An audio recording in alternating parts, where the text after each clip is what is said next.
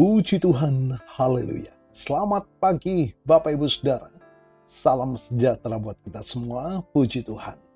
Senang sekali kita dapat berjumpa kembali di pagi hari ini, di hari yang ke-120 di tahun 2026.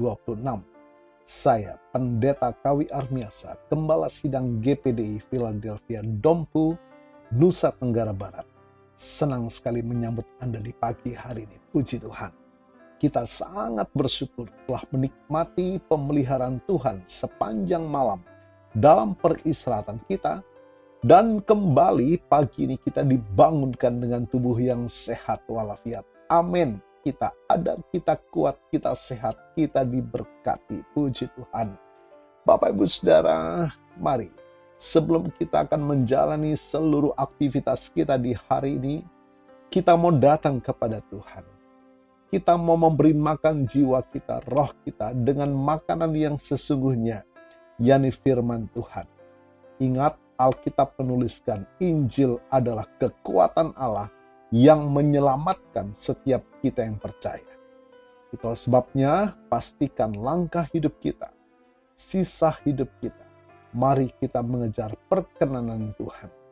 Puji Tuhan, melalui firman dan tuntunan Allah Roh Kudus memampukan kita menjalani sisa hidup ini senantiasa dalam perkenanan kepada Tuhan. Puji Tuhan. Bapak Ibu Saudara, tema renungan kita pagi ini adalah mengubah ketakutan menjadi kemenangan.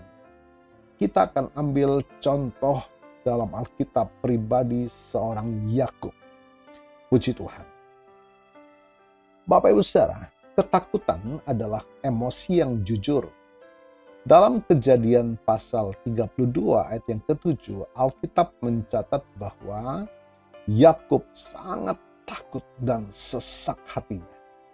Ini bukan sekedar cemas biasa, Bapak Ibu Saudara, melainkan ketakutan akan kehancuran masa depan dan keluarganya. Namun, Yakub tidak membiarkan ketakutan itu menghentikannya. Ia menjadikannya tangga untuk naik ke level iman yang lebih tinggi. Puji Tuhan.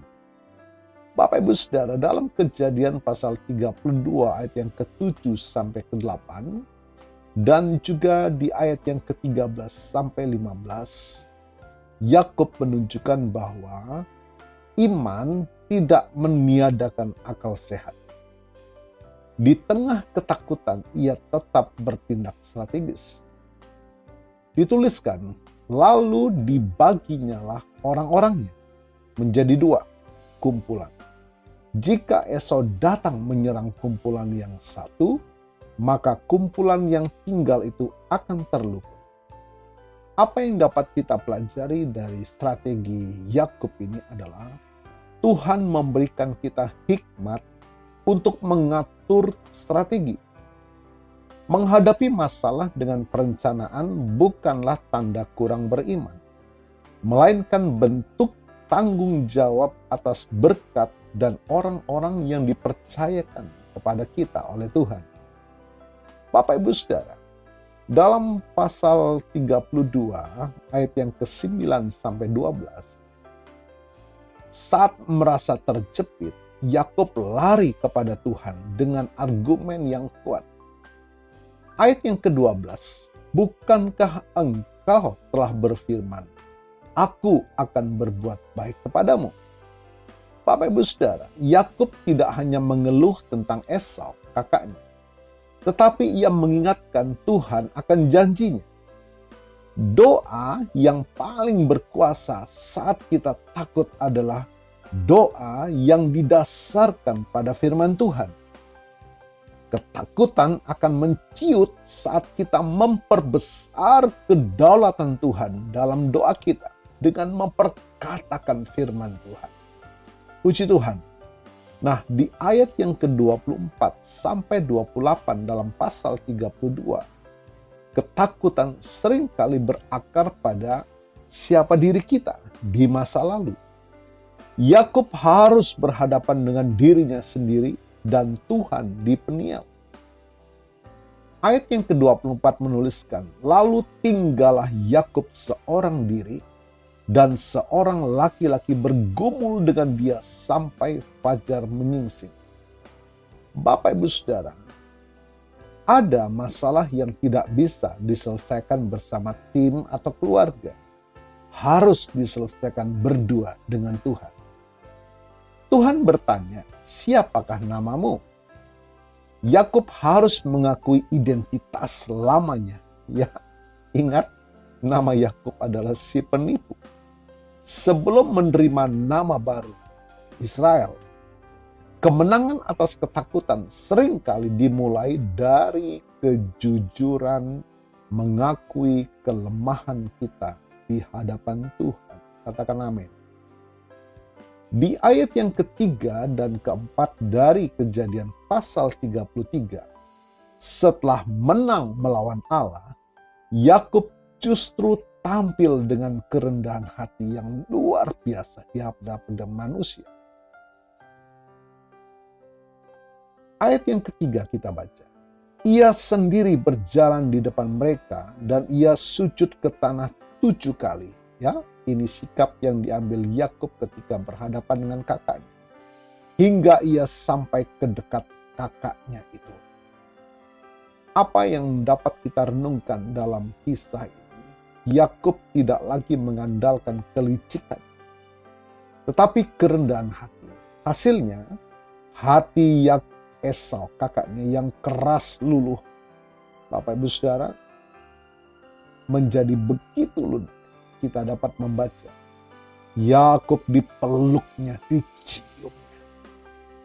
Satu pemulihan yang terjadi yang sangat luar biasa. Ketakutan kita terhadap sesama seringkali patah ketika kita bersedia merendahkan diri dan menyerahkan hasilnya kepada Tuhan. Jadi Bapak Ibu Saudara, mengatasi ketakutan, cara Yakub melibatkan 3 dimensi. Dimensi horizontal, melakukan persiapan terbaik. Seperti Yakub melakukan strategi. Yang kedua, dimensi vertikal. Bergumul dalam doa sampai mendapat berkat. Ini kita kejar intimasi dengan Tuhan. Kejar hadirat Tuhan. Ada banyak mungkin yang bisa dekat dengan saudara. Atau yang kita bisa banggakan, andalkan. Tetapi jauh dari itu semua. Jauh lebih dekat lagi, yaitu kehadiran Tuhan secara pribadi dalam hidup kita. Dan yang ketiga, dimensi internal. Berdamai dengan masa lalu dan karakter diri. Terjadi pemulihan transformasi dari keangkuhan, dari penipu dan sebagainya. Tuhan membentuk karakter Yakub menjadi seorang pribadi yang rendah hati. Puji Tuhan. Dapat kita refleksikan saat ini dalam hidup kita. Bagian mana dari cara Yakub ini yang paling sulit Anda lakukan saat ini? Apakah menyusun strategi yang bijak? Atau justru berhenti berlari dan mulai bergumul sendirian dengan Tuhan dalam doa? Mari renungkan. Tuhan Yesus memberkati dan biarlah Allah Roh Kudus memampukan kita. Puji Tuhan. Haleluya.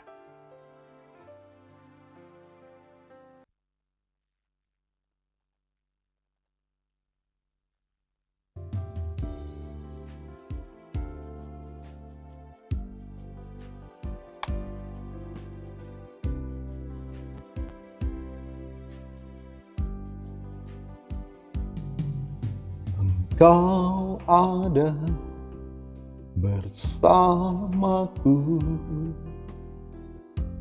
di setiap musim hidupku.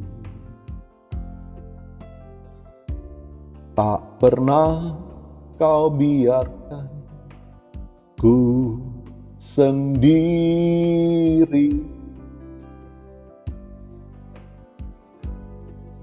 Kekuatan di jiwaku adalah bersamamu. Tak pernah kuragukan kasih-Mu.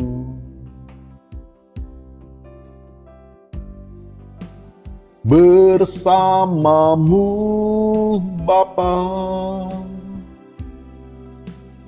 ku lewati semua perkenanan-Mu ya.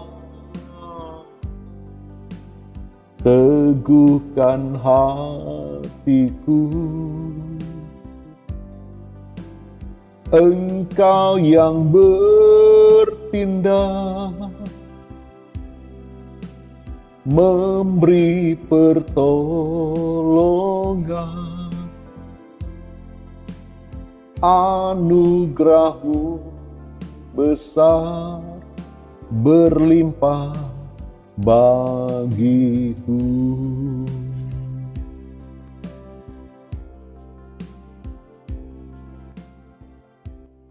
Bapa, kami bersyukur firman-Mu sangat menjawab kebutuhan kami. Engkau memampukan kami saat kami menghadapi ketakutan masa depan kami, ketakutan kehidupan keluarga kami, ketakutan ekonomi kami, ketakutan penyakit yang sedang melanda kami. Tapi firman-Mu memulihkan iman kami.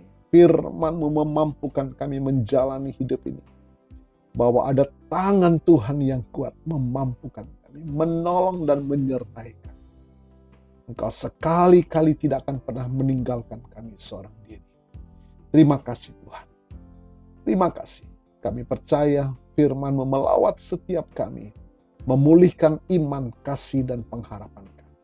Diberkati kami semua pagi hari ini. Dan hamba-Mu berdoa bagi Bapak Ibu Saudara yang menikmati berkat pertambahan usia, baik ulang tahun kelahiran maupun ulang tahun pernikahan dalam rumah tangga saudara. Kiranya anugerah, berkat, kasih karunia Tuhan memberkati saudara. Baik dalam kehidupan pribadi maupun dalam kehidupan rumah tangga saudara. Diberkatilah dalam nama Tuhan Yesus. Puji Tuhan. Mari Bapak Ibu Saudara, kita terima berkat Tuhan. Tuhan memberkati-Mu dan melindungi-Mu. Tuhan menyinari engkau dengan wajah-Nya dan memberikan engkau kasih karunia. Tuhan menghadapkan wajah-Nya kepadamu dan memberikan engkau damai sejahtera. Bapak Ibu Saudara, terimalah berkat Tuhan atas seluruh hidupmu. Terimalah berkat Tuhan atas rumah tanggamu. Terimalah berkat Tuhan atas usaha, dagang, dan pekerjaanmu. Terimalah berkat Tuhan atas pendidikan dan masa depanmu. Dan terimalah berkat Tuhan atas iman, ibadah, dan pelayananmu kepada Tuhan. Diberkatilah engkau berlimpah-limpah, baik jasmani dan rohani, hari ini sepanjang masa, sampai Tuhan Yesus datang kembali. Di dalam berkat nama Tuhan Yesus Kristus. Haleluya, haleluya. Amin. Puji Tuhan, Bapak Ibu Saudara, selamat pagi, selamat beraktivitas.